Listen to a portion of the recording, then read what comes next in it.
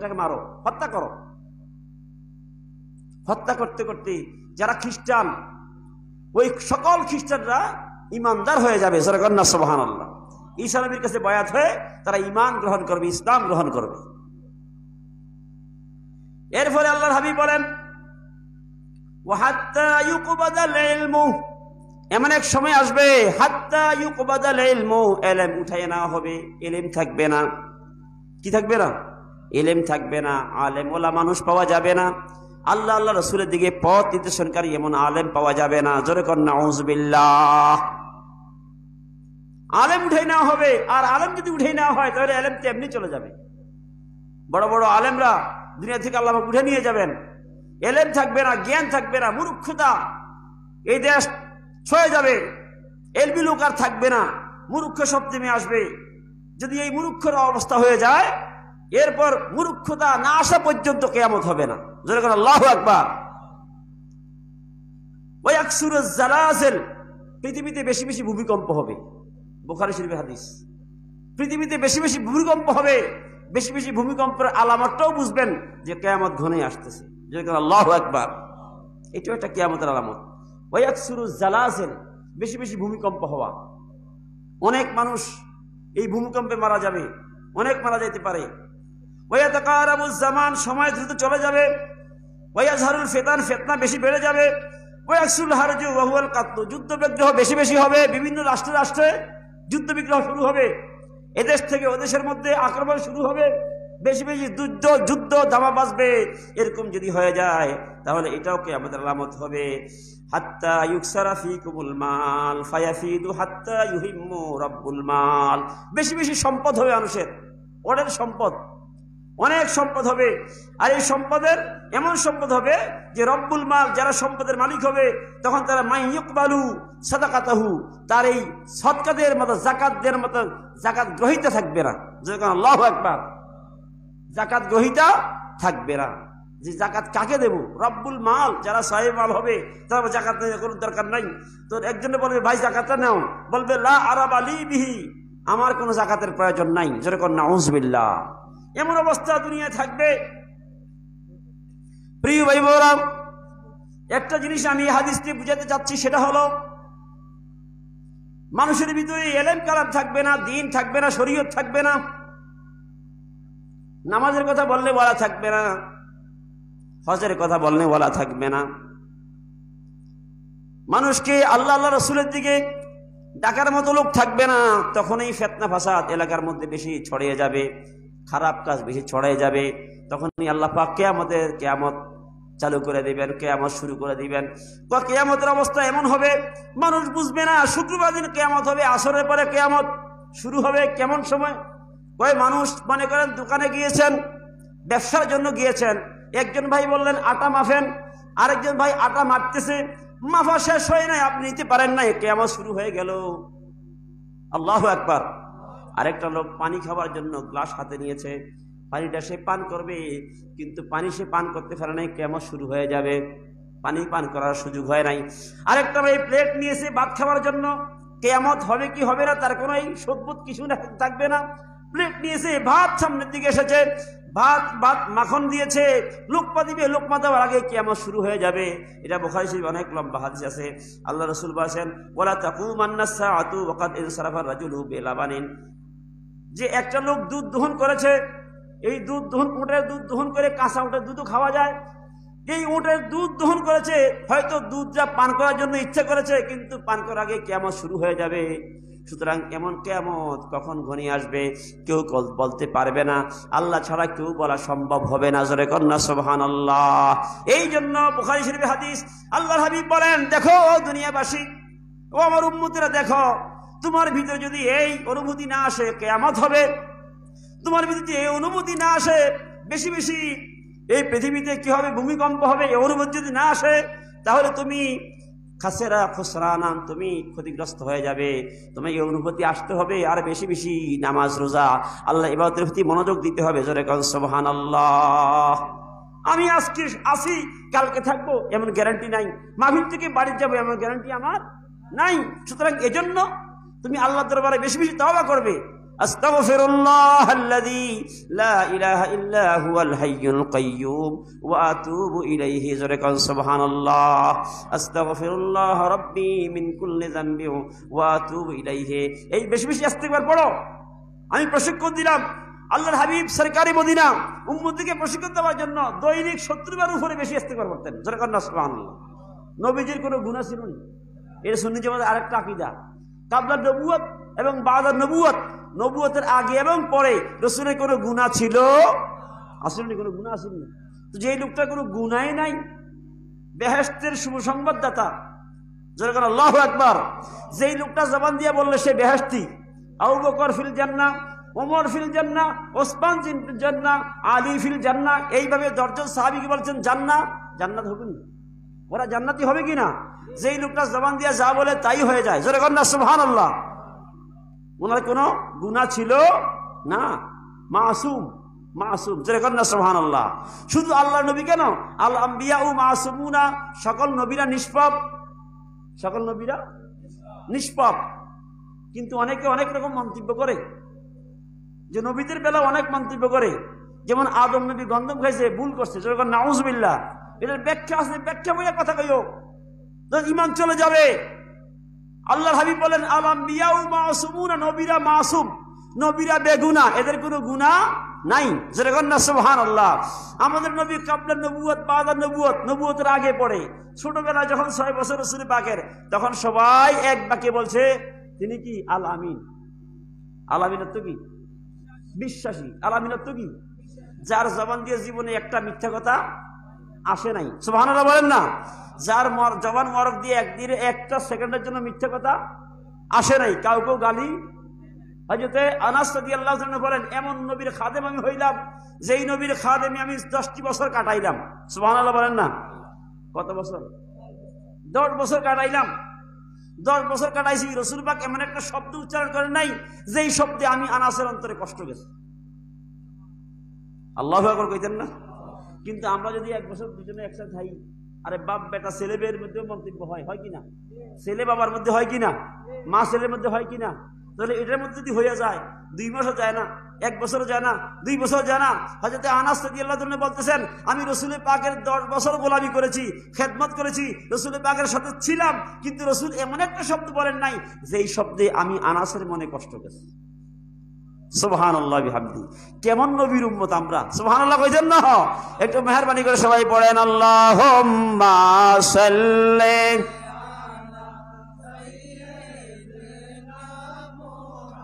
মাদনা বিয়ানা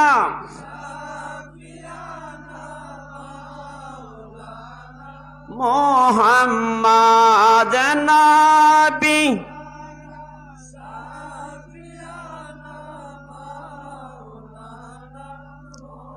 আরবের বুকে মক্কা নগরে মা আমেনার কুটিরে আর তাশরিফেন দয়াল নবী উম্মতে বলে কান্দে রে আল্লাহুম্মা সাল্লি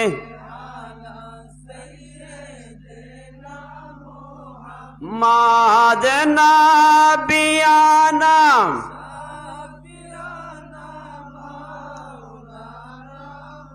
হাম্মাদনা বিয়ানা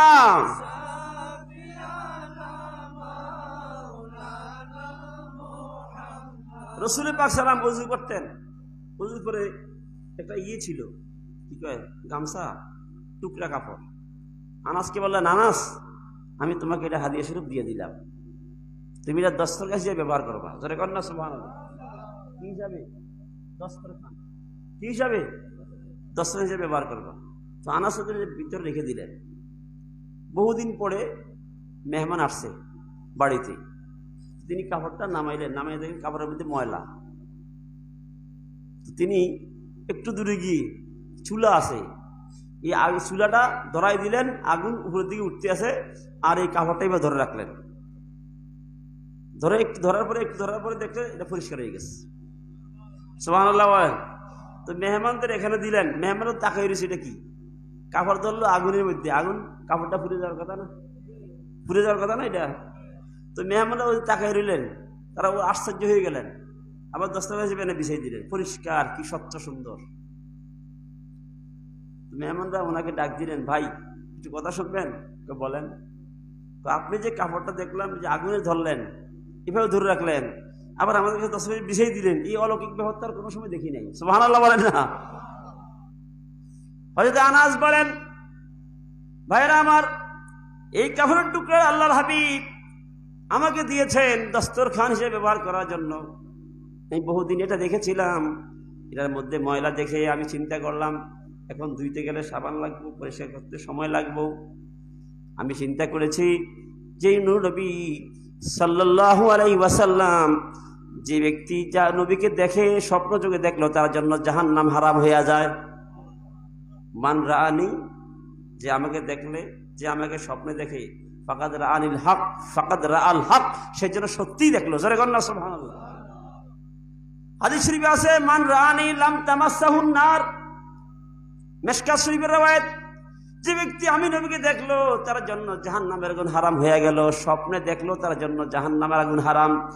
এই যদি সঠিক হয়ে থাকে তাহলে এটা তো রাসূল পাকের শরীর মোবারকের মধ্যে লাগছে, চেহারা মাধ্যমে লাগছে এই কাপড়টা। স্বপ্ন যোগে নবীরে দেখলো জাহান্নাম হারাম, জাহান্নাম এই আগুনের তেজ তার জন্য কি হয়ে যায়? হারাম। তো যেই কাপড়টা রাসূল পাকের দেহ মোবারকের মধ্যে লাগছে, চেহারার মধ্যে মোবারকের মধ্যে লাগছে, হাত মোবারকের মধ্যে লাগছে, এটা আগুনের মধ্যে জ্বললে তো এটা জ্বলার কথা না, এটা আমাদের আকীদা। জোরে বলেন না সুবহানাল্লাহ। আমি এই জন্য আগুনে ধরলাম, দেখলাম যে ঠিক আগুনে কাপড়টা পুরো নাই, ময়লাগুলো সব পরিষ্কার করে দিয়েছে। अल्लाह अकबर।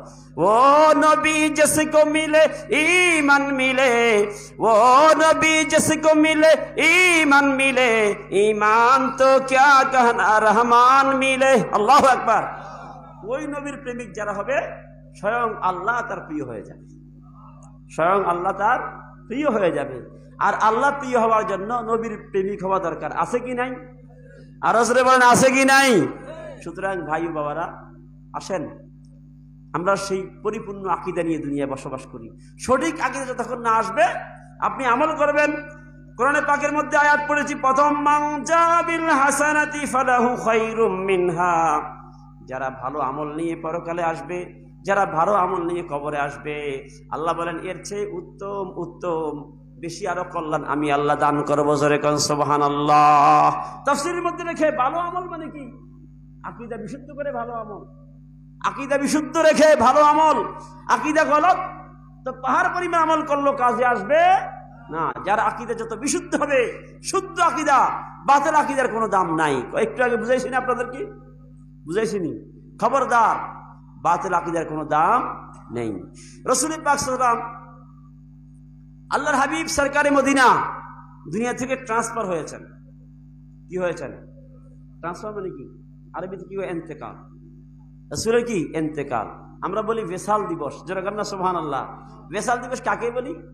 ওই যারা ওলি আল্লাহ মানুষ দুনিয়া থেকে চলে গেছে, আমরা মরে যাই, ওলি আল্লাহরা ইন্তেকালের পরে কয় ভেসাল দিবস। কি কয়?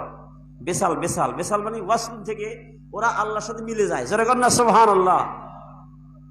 কারণ নাসাই শরীফের হাদিস শরীফ, একটা ইমানদার ব্যক্তি যখন ইন্তেকাল করে, ইন্তেকালের সময় আসে, দুনিয়া থেকে লোকটা চলে যাবে, তখন ফেরেশতারা, জিব্রাইল সহ কিছু ফেরেশতারা তার কাছে আসে, খুব সুন্দর সুঘ্রাণ নিয়ে, একটা সবুজ রঙের পোশাক নিয়ে, একটা সবুজ রঙের রুমাল নিয়ে তার কাছে এসে বসে যায়। জোরে কোন সুবহানাল্লাহ। ইমানদার, ইমানদার যারা ইমান গ্রহণ করে, ইমানের সাথে আমল থাকে, ওই ইমানদার ব্যক্তি, নেক আমলদার ব্যক্তির কাছে ফেরেশতা আজরাইলও আসে, পরে অন্যান্য ফেরেশতারাও আসে, তারা সবুজ রঙের কিনিয়া গিলাফ নিয়া এখানে হাজির হয়। যারা কন্যা সুবহানাল্লাহ। আয়সা লোকটা রুটা বের হইতে দেরি হইলে তখন তারা হাতের মধ্যে লেখে লা ইলাহা ইল্লাল্লাহু মুহাম্মাদুর রাসূলুল্লাহ। এটা লেখা যখন ধরে, ইমানদার চেহারার মধ্যে ধরে, তখন রুটা নাচতে নাচতে বের হয়ে চলে যায়। কারণ দুনিয়ায় এই লোকটা ছিল কালেমা শরীফের পাগল, দুনিয়ায় এই লোকটা ছিল নামাজের পাগল, দুনিয়ায় লোকটা ছিল আল্লাহ রসুলের পাগল। এই জন্য লা ইলাহা ইল্লাল্লাহ তাওহীদ, মুহাম্মদ রাসূলের রিসালাত, আল্লাহ এবং নবী মিলেই ইসলাম পরিপূর্ণ। জোরে কন্যা সুবহানাল্লাহ। কি বলেন, ঠিক কিনা? যারা বলে আমরা কোরআন মানি, কোরআনে থাকলেই আর যথেষ্ট, হাদিসের প্রয়োজন নাই, তারাও ভ্রান্ত। যারা বলে শুধু আমরা হাদিস মানি, যারা আমরা কি মানি? হাদিস মানি, নাম দেয় আহলে হাদিস, নাম দেয় কি? আহলে কোরআন কোনো কয় না, কি কয়? আহলে হাদিস কয়। তার মানে হাদিস, হাদিসওয়ালা, যারা কোরআনওয়ালা তারা না। আহলে কোরআন, আহলে হাদিস দুটোটা মিলি হলো পরিপূর্ণ। একজনে কয় তারা কোরআনওয়ালা, কোরআন মানি, কোরআন থাকলে কিছু দরকার নাই, তারাও ভ্রান্ত। যারা বলে শুধু আমরা হাদিস মানি, শুধু হাদিস, এরা আহলে হাদিস, তারাও ভ্রান্ত। নাউজুবিল্লাহ কন।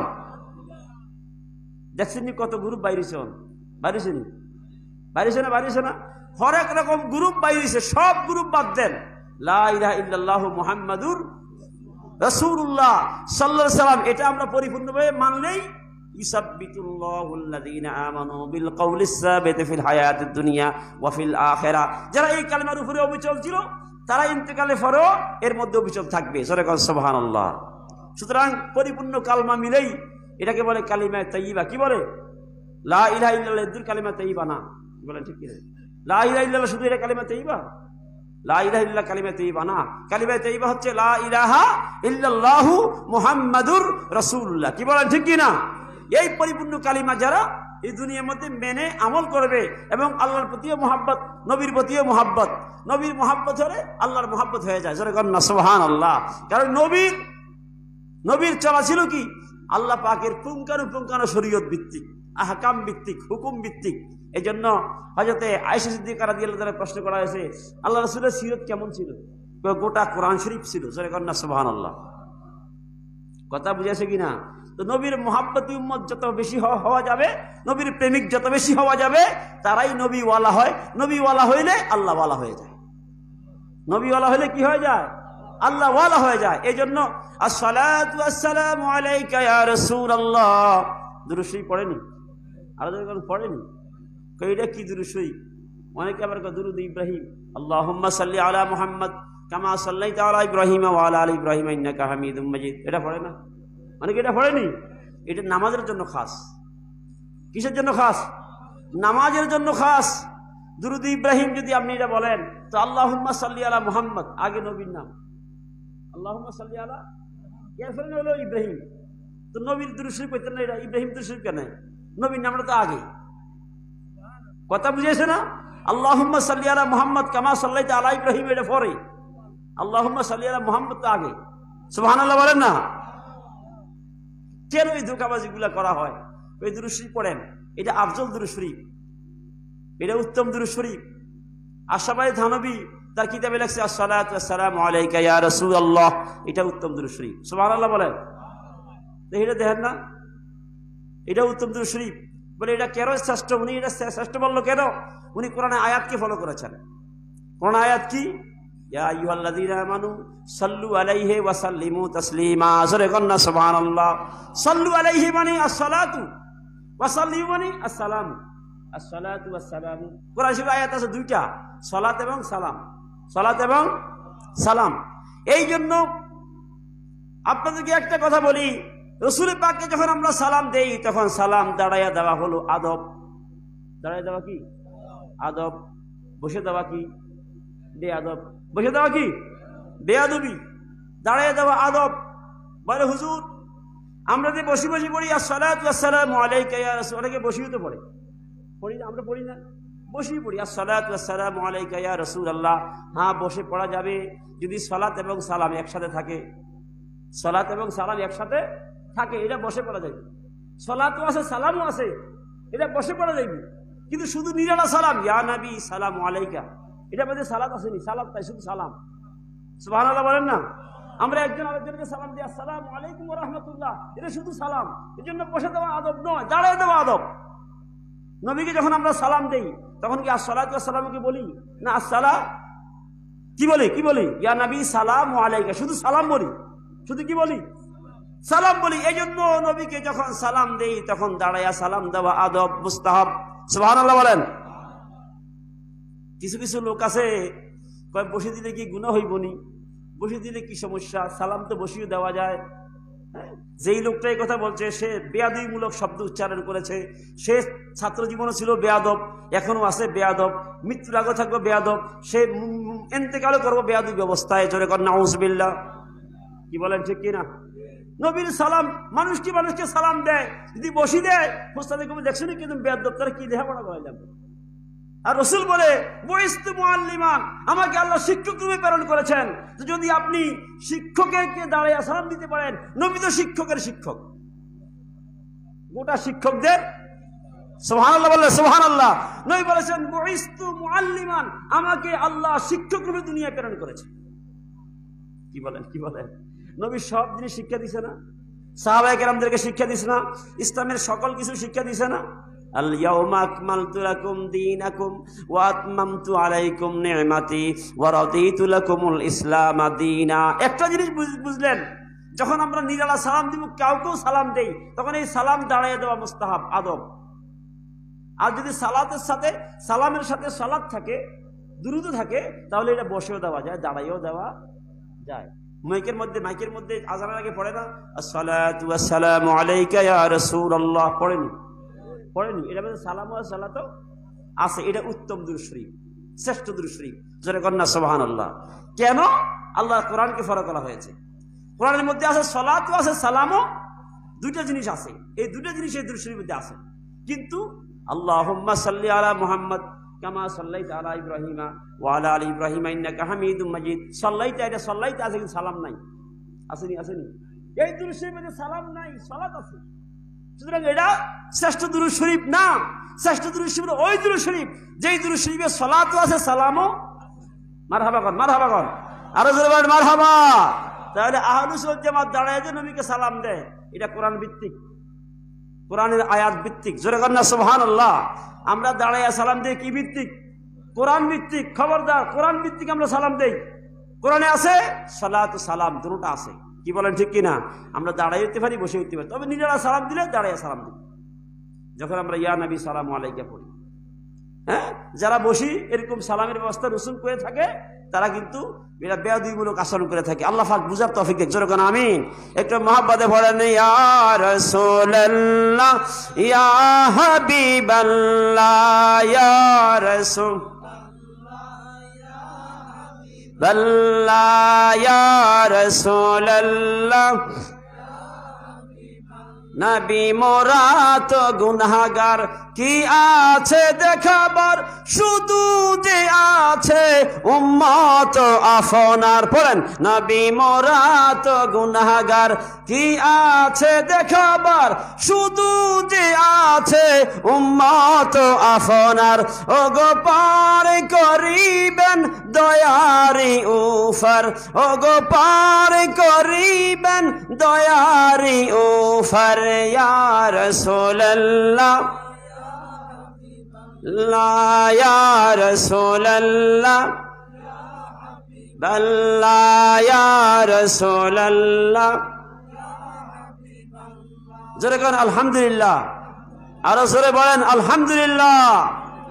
আকীদা বিশুদ্ধ তো আমলের কি দাম আছে? আকীদা অশুদ্ধ, আকীদা বাতিল, আকীদা গোমরা, আকীদা গলত, আমলের কোনো দাম নাই। খবরদার, আকীদা বিশুদ্ধ বলে হুজুর আকীদা তো বুঝি না। আকীদা শব্দের অর্থ হচ্ছে দৃঢ় বিশ্বাস করা। দৃঢ় কি করা? বিশ্বাস করা। আর আকীদা শব্দের পারিভাষিক অর্থ হচ্ছে দলিল ছাড়াই, দলিল লাগবে না, দলিল ছাড়া, হ্যাঁ, যদি কোনো সঠিক পথ অনুসরণকারী ব্যক্তির কথাটাকে গ্রহণ করেন, এটাই আকীদা। জোরে কন্যা সুবহানাল্লাহ। কথা বুঝাইছে কিনা? কারণ আমরা ইমামে আবু হানিফা রাহমাতুল্লাহ আলাইহিকে ফলো করি কিনা, উনাকে ফলো করলে সঠিক পথ পাবো কিনা, এটা বিশ্বাস আছে আমাদের। কারণ কি, উনি যতগুলা ফতোয়া মাসলা মাসাইল লিখে গিয়েছেন সব কোরআন হাদিস ভিত্তিক, ইজমা কিয়াস ভিত্তিক, এর মধ্যে কোনো সন্দেহ নাই। কথা বুঝাইছে কিনা? আপনি দেখছেন আবু তোহা আদনান ফেসবুকে অনেক সময় দেয়, হাজার হাজার লোক দাঁড়াইয়া রসুলকে সালাম দেয়, ও বসে দিচ্ছে। এতে বিশ্ববিদ্যালয়ের ছাত্র, এখন ওয়াজ করে মাঠে ময়দানে, হাজার হাজার লোক দাঁড়াইয়া রসুলকে দাঁড়াইয়া সালাম দিচ্ছে, ও বসে দিচ্ছে। কত বড় বেয়াদবিমূলক আচরণ! এই লেখাপড়ার কোনো দাম নাই, এই লেখাপড়ার কোনো দাম। এটা শুধু ওনাদের সাথে বেয়াদবি নয়, এটা নবীর সাথে বেয়াদবি করা হলো। যেখানে নবীকে দাঁড়াইয়া সালাম দেওয়া হয় সেখানে বসে থাকার কোনো যুক্তিকতা নাই। কি বলেন ঠিক কিনা? নবীর সাথে বেয়াদবি করা হয়েছে। এবং তার ছাড় নাই। বহু উলামায়ে কেরাম, কয়েকশো উলামায়ে কেরাম তার বিরুদ্ধে অভিযোগ দিয়েছে, তারপরেও তার কোনো সুদবুদ আসে না। আহলে সুন্নাত জামাতের লোকদের একটাই কথা যে আল্লাহ রসুলের সামনে কেউ যদি তাফসীরের মধ্যে আসে যদি চুঁচেরা পরিমাণও কোনো ত্রুটি হয় তাহলে তার ঈমানটা চলে যাবে, সে তেরও পাবে না। জোরে কর নাউযুবিল্লাহ। এজন্য প্রিয় ভাই বাবারা, জীবনে থাকতে একটাই নিয়ম গ্রহণ করে নেবেন, সেটা হচ্ছে আকীদায়ে আহলে সুন্নাত ওয়াল জামাত। বলে হুজুর আকীদায়ে আহলে সুন্নাত জামাত কি কি? সেই আকীদাগুলি আপনাদের সামনে পরপর একটা একটা করে আপনাদের সামনে সবিস্তারে আলোচনা করছি। এক নম্বর বলেছি রাসূল পাক সাল্লাম নূরে মুজাসসাম। জোরে কর না সুবহানাল্লাহ। এর মধ্যে কোনো সন্দেহ নাই। আফাদমস্তক পুরা বডি নূর। পুরা বডি কি? বলে হুজুর তাহলে আমাদের মধ্যে এভাবে কেন, কিভাবে দুনিয়া চলাফেরা করছে, বিয়ে শাদী করছে? এটা হলো বাশারি সূরত। কি সূরত? তাফসীরে রুহুল বায়ানের মধ্যে রেখে রাসূল পাকের 3টা সূরত। সূরতে বাশারি, মানবীয় সূরত, এই সূরতে সংসার জীবন, এই সূরতে রাষ্ট্র পরিচালনা করা, এই সূরতে বিবাহ শাদী করা, এই সূরতে সবকিছু আঞ্জাম দেওয়া, দুনিয়াবি সবকিছু আঞ্জাম দেওয়া। সূরতে মালাকি, যখন রাসূল পাক সাল্লাম মেরাজের দিকে রওনা দিলেন তখন বাইতুল মুকাদ্দাস যখন গেলেন, মক্কা শরীফ থেকে বাইতুল মুকাদ্দাস হলো 1500 কিলোমিটার। জোরে কর না সুবহানাল্লাহ। মক্কা শরীফ থেকে মদিনা হলো 500 কিলোমিটার। 500 কিলোমিটার মক্কা শরীফ থেকে মদিনা, এখান থেকে আরো 1000 কিলোমিটার। তার মানে বাইতুল মুকাদ্দাস যেখানে আছে, ওই বাইতুল মুকাদ্দাস যখন তিনি যে হাজির হলেন তখন বাইতুল মুকাদ্দাস ইমামতির জন্য সকল লোকেরা সেখানে দাঁড়াই রয়েছে। জোরে কোন সুবহানাল্লাহ। ফেরেশতারা, সকল ফেরেশতারা, আম্বিয়া কেরাম সব ওখানে হাজির। তখন রাসূল পাকের সূরতে মালাকি, সূরতে মালাকি ফেরেশতার সূরত। জোরে কোন আল্লাহু আকবার। যখন তিনি সপ্তাহাকাশ পাড়ি দিয়ে আরশে আজিমে চলে গেলেন, সপ্তাহাকাশ পাড়ি দিয়ে সিদরাতুল মুনতাহা পার যখন হচ্ছেন, পার হওয়ার সাথে সাথেই উনি সূরতে হাক্কি ওয়াফাদ মুস্তাক নূরে মুজাসসাম। জোরে কর না সুবহানাল্লাহ। অল বডি নূর। অল বডি কি? নূর। মা আমেনাও বলেন রাসূল সাল্লাল্লাহু আমার উদর শরীফে ছিল 9 মাস পর্যন্ত। কয় মাস? 9 মাস পর্যন্ত। অন্যান্য মারা দুনিয়াতে 3 মাস, 4 মাস, 5 মাস, 6 মাস হলে বমি করে, টক খাইতে মনে চায়। এই স্বাস্থ্যের মধ্যে একটু পরিবর্তন দেখা দেয়। 9 মাস পর্যন্ত আমার এই সন্তান 9 মাস পর্যন্ত আমার পেটের মধ্যে ছিল। আমি কখনো বুঝি নাই আমার পেটে সন্তান আছে। আমার শারীরিক কোনো পরিবর্তন হয় নাই, কিছুই হয় নাই। আর বর্তমান মারা যদি 9 মাস 8 মাস হয় তখন শারীরিক অবস্থা অনেক বড় হয়ে যায়। কি বলেন ঠিক কিনা? অনেক বোঝা হয়ে যায়, অনেক কষ্টকর চলাফেরায়, উঠা বসায় তারা কষ্টকর। তারপরেও ডাক্তার বলে তুমি বেশি বেশি চলাফেরা করো, একটু হাঁটো, কিছু কিছু কাজ কাম করো, তাহলে এটা ভালো থাকবে, শারীরিক ভালো থাকবে। মা আমেনা বলেন 9 মাস পর্যন্ত আমার উদর শরীফের মধ্যে, রজব মাস থেকে শুরু হলো একবারে রবিউল আউয়াল মাস পর্যন্ত 9 মাস আমার উদর শরীফে ছিল। আমি টেরও পাই নাই যে আমার উদর শরীফের মধ্যে একজন কি আছে, সন্তান আছে। টের পাইছি ওইভাবে আমি যখন ঘরের মধ্যে ঘুমাই, ইসদাখালা আলাইয়া রাজুলুন, আমার অন্ধকার ঘরের মধ্যে চমৎকার আলো নিয়ে কে জানি একটা পুরুষ ঢুকেছে, আর ঢুকে বলতেছে, আমি বললাম মান আনতা, তুমি কে? বলে আমি অন্য কেউ না, আনা নাবিয়্যুন। জোরে কর সুবহানাল্লাহ। আমি একজন নবী। কেন? লিমা দাখালতা আলাইয়া, আমার ঘরে কেন প্রবেশ করেছেন? ও আমেনা শুনে নাও, তোমার ঘরের মধ্যে প্রবেশ করেছি। আবিশিরি ইয়া আমেনা ফাকাদ হামালতে বিসাহিবিল হাদিস। তুমি যেই তোমার উদর শরীফে যিনি আছেন ওনার জবানটা দুনিয়ায় কথা বলবে, হাদিস হয়ে যাবে। সুবহানাল্লাহ। উনি দুনিয়া আসবে, কথা বলবে, এটা হাদিস লেখা হয়ে যাবে। সাহিবুল হাদিস তোমার উদর শরীফের মধ্যে আছে। মা আমেনা গো, সাবধানে চলাফেরা করিও। এজন্য তোমাকে সালাম, তোমার সালাম দেওয়া মানে হচ্ছে তোমার উদর শরীফে যিনি আছে উনাকে সালাম দেওয়ার জন্য আল্লাহ পাঠাইল। জোরে কোন সুবহানাল্লাহ। আল্লাহু আকবার। প্রত্যেক মাসে মাসে আম্বিয়া কেরাম এক একজন নবী এক এক মাসে, এক একজন নবী এক এক মাসে আসা রসুলকে সালাম দিচ্ছে। সুবহানাল্লাহ বলেন। কি বলে? কি সালাম? আসসালাম। সর্বশেষ যিনি সালাম দিলেন, সর্বশেষ ঈসা নবী সালাম দিলেন, আসসালামু আলাইকা ইয়া খাতামান নবিয়্যিন। সর্বশেষ, সবার শেষ যিনি নবী হবে, যার মাধ্যমে নবীয়তি খাতাম হয়ে যাবে, তিনি তারপরে আর কোনো নবী আসবে না, ওই নবীর উপরে সালাম। জোরে কোন সুবহানাল্লাহ। কয় আপনি কে? বলে আমি একজন নবী। কেন আসছেন? আপনার উদর শরীফে যিনি আছে উনি খাতামুন নবীন হবেন। সর্বশেষ নবী, ওনার পরে আর কোনো নবী আসবে না। ওনাকে সালাম দেওয়ার জন্য আসছি আর জানাই দেওয়ার জন্য আসছি আপনার উদর শরীফে যিনি আছেন উনি হবেন সাহিবুস শাফাআতিল উজমা, সর্বোচ্চ সুপ্রিম পাওয়ারের সুপারিশকারী হবে আপনার উদর শরীফে যিনি, তিনি। জোরে কন্যা সুবহানাল্লাহ। 1 মাস 2 মাস 3 মাস 4 মাস 5 মাস 6 মাস 7 মাস 8 মাস 9 মাস পর্যন্ত ছিল। 9 জন নবী এসে সালাম দিয়ে গেল, গভীর রাত্রে এসে সালাম দিয়ে গেল। ওই সালাম আল্লাহর নবীরা নবীকে দিয়েছেন। সুবহানাল্লাহ বলেন না? তা আমরা নবীকে দিয়ে সালাম দিলে দোষ আছে? দোষ আছে?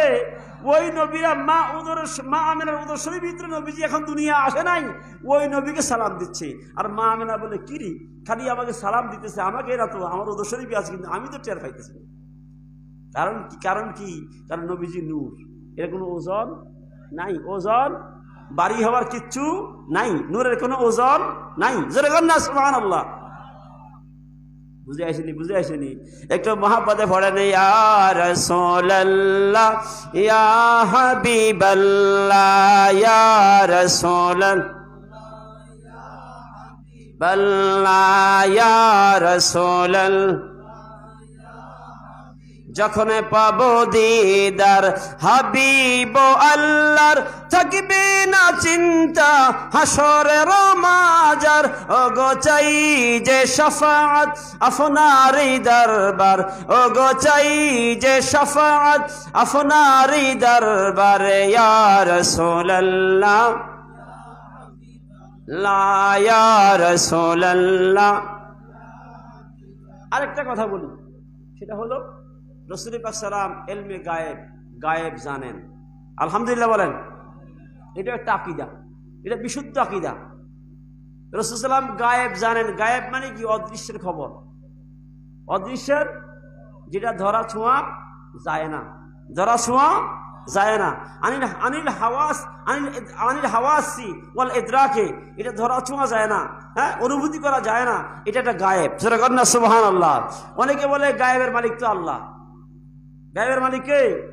আল্লাহ ছাড়া কেউ গায়েব জানে না। এই আয়াতে অনেকেই কথা বলে। আয়াতটা হলো কি?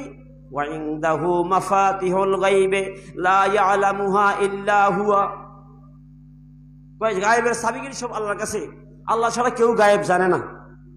এই আয়াত দিয়ে ওনারা বুঝাইতে চায় ওয়া ইনদাহু মাফাতিহুল গায়বে লা ইয়ালামুহা ইল্লা হুয়া, এই একটা আয়াত। আরো আয়াত আছে যে আয়াতগুলি দ্বারা বোঝা যায় রাসূল গায়েব জানে না। লা ইয়ালামুল গায়বা। শুনেন, অনেকে বলে রাসূল গায়েব জানে না, আল্লাহ ছাড়া গায়েব জানার মতো কেউ নেই।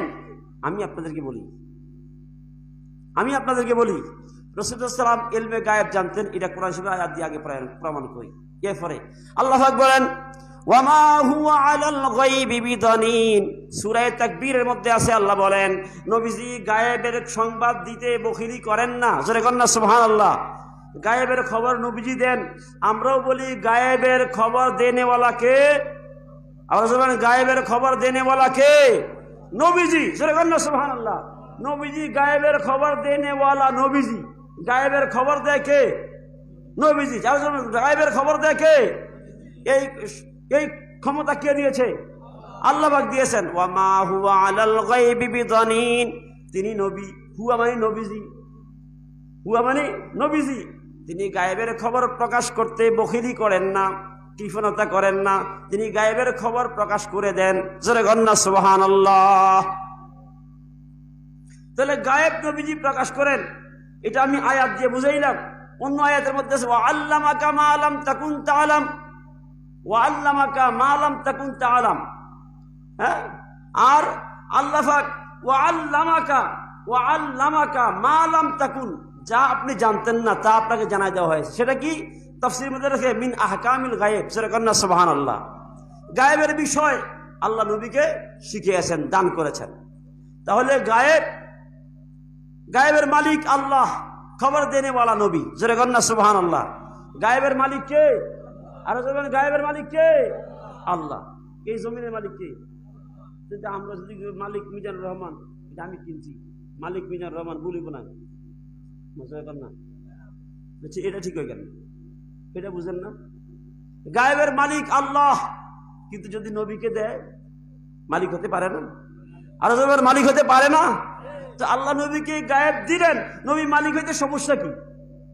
সামান্য জিনিসটা বুঝতে এত কঠিন। কই গায়েব আল্লাহ ছাড়া কেউ জানে না। আরে গায়েবের মালিক তো আল্লাহ, কিন্তু আল্লাহ তো নবীকে দিয়েছেন। জোরে করেন না সুবহানাল্লাহ। আয়াত কি? ওয়াল্লামাকা মা লাম তাকুন তাআলাম ওয়া কানা ফাদলুল্লাহি আলাইকা আযীমা। জোরে করেন না সুবহানাল্লাহ। তাফসীর মধ্যে দেখে এই আয়াত মিন আহকামিল গায়েব, গায়েবের সকল বিধিবিধান সবকিছু আল্লাহ পাক নবীকে দিলেন। আর এই নবীজি গায়েবের খবর প্রকাশ করেন। সুবহানাল্লাহ বিহামদিহি। প্রিয় ভাই বোনেরা, হাতিব ইবনে আবি বালতা একজন সাহাবী ছিলেন। তিনি গোপনে সংবাদ প্রকাশের জন্য তিনি যখন কিছু চিঠি রেখে তিনি যখন ফাতে মক্কা হয়ে গেল, ফাতে মক্কা হওয়ার পরে তিনি গোপনে চিঠি বিতরণ করে দেওয়ার জন্য মদিনা শরীফ থেকে মক্কা শরীফ বসে গোপনে চিঠি পাঠান। তার পরিবার মক্কা শরীফে, তার আওলাদ মক্কা শরীফে, তিনি গোপনে চিঠি পাঠাই দিলেন। এখানে কি হচ্ছে না হচ্ছে সব অবজার্ভ। কার কাছে? আবু সুফিয়ানের কাছে। কেন চিঠি পাঠাইলেন? একটা কারণ, সেটা হলো যেন তার আওলাদরা সেখানে আছে, তার উপরে কোনো টর্চারিং না করে আমি কিছু খবর ওখানে দিয়ে দিই, জানলে বুঝবো যে সেই লোকটা আমাদের। এই কাজটা যখন করেছে তখন রাসূলুল্লাহ সাল্লাল্লাহু আলাইহি ওয়াসাল্লাম শের খুদা আলীকে ডাক দিলেন, 2-3 জন সাহাবীকে ডাক দিলেন। ডাক দিয়ে বলেন, এ সাহাবীরা, এখান থেকে একটা চিঠি যাচ্ছে, ওই চিঠি নিয়ে এখন একটা লোক চলে যাচ্ছে মক্কা শরীফ, আমাদের গতিবিধি সব কিছু জানাই দিচ্ছে, তোমরা এই চিঠিটা উদ্ধার করে আনো। বলে, হুজুর চিঠিটা কোথায় আছে? কয়েকটা মহিলার কাছে দিয়েছে, ওই মহিলার কাছে চিঠি আছে, তোমরা চিঠি নিয়ে আসো। এই রাউদাতে খাক নামক একটা জায়গা আছে, ওই জায়গার মধ্যে ওই মহিলাটা আছে। জোরে কোন সুবহানাল্লাহ, আল্লাহু আকবার। তিনি সাহাবীরা ঘোড়ার উপরে সওয়ার হয়ে দৌড়ে চলে গেলেন, যে দেখলেন ঠিক রাউদায়ে খাকের মধ্যে একটা মহিলা আছে। সেখানে কি আছে? রাউদায়ে খাকের মধ্যে একটা মহিলা আছে। ওই মহিলার ওখানে চলে গেলেন, যে বলেন চৌদিকে বেড়ে দিয়ে ফেললেন। বেড়ে দিয়ে বললেন, এই মহিলারা, চিঠি দাও, চিঠি দাও। তো কি চিঠি? আমার কাছে কোনো চিঠি নাই। বলে, না, অবশ্যই তোমার কাছে চিঠি আছে। তোমার কাছে কি আছে? অবশ্যই তোমার কাছে চিঠি আছে, চিঠি দাও। এই কথা বলার পরে মহিলা বলল, না, আমার কাছে নাই। তারা বলল, আমাদের নবী এমন নবী যেই নবী কখনো মিথ্যা বলতে পারে না, সুতরাং তোমার কাছে অবশ্যই চিঠি আছে। যেই চিঠি তুমি গোয়েন্দাগিরি করার জন্য চিঠি নিয়ে যাচ্ছ, তোমার চিঠি আছে, অবশ্যই দাও, চিঠি দাও। তারা বলল, যদি তুমি চিঠি না দাও তাহলে তোমাকে আমরা উলঙ্গ করে ফেলবো, বিবস্ত্র করে ফেলবো। এই যখন হুঙ্কার দিল, তখন মহিলা চুলের বেনির ভিতর থেকে, আবু দাউদ শরীফের হাদিস, চুলের বেনির ভিতর থেকে চিঠি বের করে দিল। জোরে বলেন আল্লাহু আকবার, সুবহানাল্লাহ। চিঠি বের করে দিল। এবার সাহাবীরা এই চিঠি নিয়ে দৌড়ে আসলো। দৌড়ে এসে রাসূল পাকের কাছে হাজির করলো। রাসূল পাক সাল্লাল্লাহু আলাইহি ওয়াসাল্লাম চিঠি দেখা চিন্তা করলেন, চিঠিটা দিল কে? সব সাহাবীদেরকে নিয়ে বসলেন। তখন উদ্দেশ্য হইল যে হাতিব ইবনে আবি বালতা চিঠি দিয়েছে। আচ্ছা বলেন তো দেখি, যে মহিলার কাছে চিঠি দিছে, রাসূল তো সেখানে ছিল না, আর চিঠি নিয়ে রওজায়ে খাক নামক স্থানে এসে ঘোড়া দিয়ে সফরে চলে যাচ্ছে। ওখান থেকে রাসূল বললেন, তোমরা ওখানে যাও, একটা চিঠি আছে, গোপন তথ্য সব প্রকাশ করে দিচ্ছি। তো সাহাবীরা ওখানে যে ঠিক চিঠি পাইলেন। তো রাসূল ইলমে গায়েব জানে না? আরো জোরে বলেন না, জানে না? সুবহানাল্লাহ বলেন, সুবহানাল্লাহ। এই ক্ষমতা কে দিয়েছে? আরো জোরে বলেন, কে দিয়েছে? প্রিয় ভাই বোনেরা, একটা ঘটনা যেটা শরহে জামি আল্লামা মোল্লা জামি রাহমাতুল্লাহ আলাইহি, তিনি এমন একটা নবীর প্রেমিক ছিল, আশিক ছিল। ওই লোকটার জীবনে বহু রকমের সাধনা ছিল, ইচ্ছা ছিল যে মক্কা শরীফ থেকে, আল্লাহ যদি তাকে মক্কা শরীফ নসিব করে, মক্কা থেকে তিনি মদিনায় যাবে, রাসূল পাকের রওজায় গিয়া জিয়ারত করবে। এই জন্য সে উম্মাদ ছিল, পাগল ছিল। সুবহানাল্লাহ। আল্লাহ তাকে কবুল করেছে। এলাকায় থাকতে অনেকগুলি শের লিখেছে রাসূল পাকের শানে, কবিতা লিখেছে, কবিতা, অনেকগুলি শের লিখেছে, কবিতা লিখেছে। এই কবিতাগুলি সে মক্কা শরীফ সবকিছু হেফাজত করে এগুলো মদিনায় রাসূল পাকের রওজার কাছে নিয়ে পাঠ করবো। তো সে যখন মক্কা গেল, মক্কায় হজ করলো, সবকিছু করলো, মদিনায় চলে যাবে। এমন সময় আল্লাহ রাসূল স্বপ্নে দেখাইলেন, মক্কার বাদশাকে স্বপ্নে দেখালেন, ও বাদশা, তুমি কি জানো একটা লোক আছে, তার নাম বলে দিল যে এই লোকটা যেন, ওর নাম হলো মোল্লা জামি, সে যেন আমার মদিনায় না আসতে পারে। সুবহানাল্লাহ বলে, সুবহানাল্লাহ। ও যেন মদিনায় না আসতে পারে। তো বাদশা এলান করে দিলেন, মোল্লা জামি নামে যিনি আছেন, উনি মক্কা শরীফ থেকে হজ করে চলে যাবেন, তিনি মদিনা শরীফ যাবেন না, এলান করে দিলেন। পরের দিন মোল্লা যে আমি চিন্তা করলেন আমি তো এমনি যাইতে পারবো না, আমি গোপনে যাব। সুবহানাল্লাহ বলেন। এলান যখন করে দিছে আমি তো এমনি যাইতে পারবো, আমি গোপনে যাব। তো গোপনে যাওয়ার জন্য রাত্রিবেলা সিদ্ধান্ত নিল। এমন সময় বাদশাকে স্বপ্নে দেখাইলো, ও বাদশাহ, ও আমিরে মক্কা, শোনো, একটা গভীর, যেই লোকটাকে আমি বলেছি মদিনা শরীফ জন্য আসতে পারে, ওই লোকটা স্বপ্নে গোপনে গোপনে মদিনা শরীফ আসার জন্য প্রস্তুতি নিয়েছে, তুমি তাকে আটকাও। সুবহানাল্লাহ বলেন। এবার মোল্লা জামি বললেন, বাদশাহ বললেন, মোল্লা জামি নামে কে আছে, ফৌজ পাঠাইলেন, ওনাকে আনা হলো। আনার পরে বললো, উনি তুমি আব্দুর রহমান জামি? কয় হ্যাঁ আমি জামি। ঠিক আছে, তাকে জেলে পাঠাই দাও। বাদশার আদেশ, তাকে জেলে পাঠাই দিল। তৃতীয় রাত্রে স্বপ্নে দেখাইলো, এ বাদশাহ আমিরে মক্কা শোনো, ও মক্কার বাদশাহ শোনো, যে লোকটাকে তুমি জেলে পাঠাইছো সে কোনো অন্যায় করে নাই। জেলে পাঠানোর জন্য, তাকে জেলে যাওয়ার জন্য কোনো অন্যায় করে নাই। তার একটা ইচ্ছা ছিল, সে মক্কা থেকে মদিনে আসবে, কিন্তু সে লিখেছে, কবিতা লিখেছে, কবিতাগুলি আমি রসুলের রওজার পাশে যখন পাঠ করবে, আমি রাসূল তার সাথে দেখা না দিয়া পারবো না। এজন্য আমি বলছি তুমি তাকে আটকায়া রাখো। জোরে কোন সুবহানাল্লাহ। সুতরাং তাকে জেলে দিও না, তাকে জেল থেকে ছেড়ে দাও। আমিরে মক্কা স্বপ্ন থেকে উঠে আর দেরি করলো না, চোখের পানিগুলো ছেড়ে দিয়ে ফৌজ নিয়ে চললো জেলখানায়। ওখানে যে বললো, কে? মোল্লা জামি, আব্দুর রহমান জামি কে? উনি বললো আমি। বলে বের হয়ে চলে আসেন। বেরে আসার পরে তার পা কদম মুসি করলো, চুমা দিল, জড়াই ধরলো, হুজুর আমি ভুল করেছি, অন্যায় করেছি, আমাকে আপনি মাফ করে দেন। আপনি রসুল পাকের এত আশেক, আপনি রসুল পাকের এত আশেক, আমি কখনো জানতাম না, আপনার জন্য সব উন্মুক্ত করে দিলাম, আপনি আমাকে ক্ষমা করে দিবেন। জোরে কোন সুবহানাল্লাহ, আল্লাহু আকবার। প্রিয় ভাই বাবারা, সেই আব্দুর রহমান জামিকে ছাড় দেওয়া হলো, মোল্লা জামিকে ছাড় দেওয়া হলো। তিনি ওখান থেকে সরে গিয়ে এবার রসুলের পাকের রওজার দিকে, রসুলের পাকের মদিনার দিকে যাওয়া শুরু করলেন। যাইতে যাইতে রসুলের পাকের রওজার পাশে গিয়া আর বিলম্ব না করে তার ডায়েরি খুলে এবার যখন কবিতাগুলি পড়া শুরু করেছেন, আল্লাহ রসুলের রওজা বরকত দুইটা ভাগ হয়ে রসুল উপরে উঠে গেল। জোরে কোন সুবহানাল্লাহ, আল্লাহু আকবার। এবার আমি আপনাদেরকে প্রশ্ন করি, আল্লাহ রসুল কতটুকু জানতেন?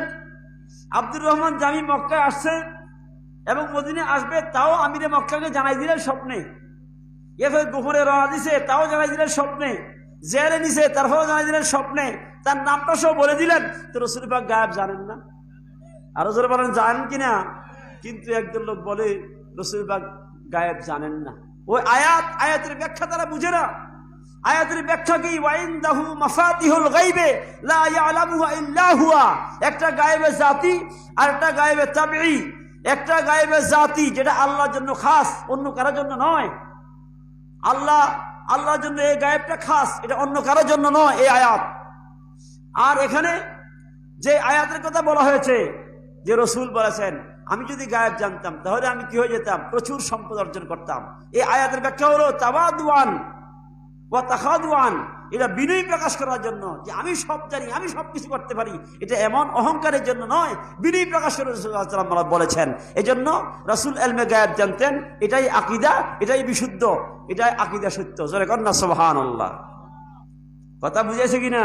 সুতরাং এই আকীদা মোতাবেক যদি আমরা চলি, তাহলে এই আকীদা মোতাবেক চললেই, আমাদের আমল করলে আমলে কি হবে? লাভ হবে। এই আমলে আমাদের ফায়দা হবে। আলহামদুলিল্লাহ, আলহামদুলিল্লাহ।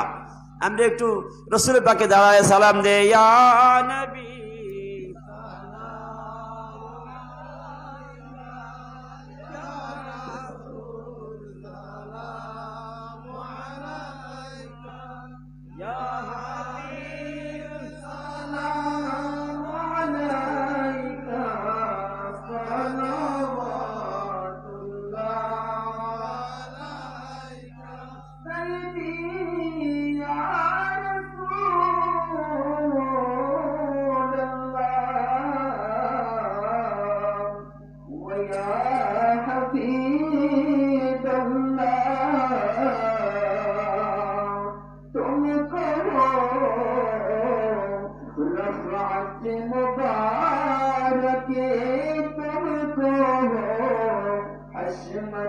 मुबारक तुमको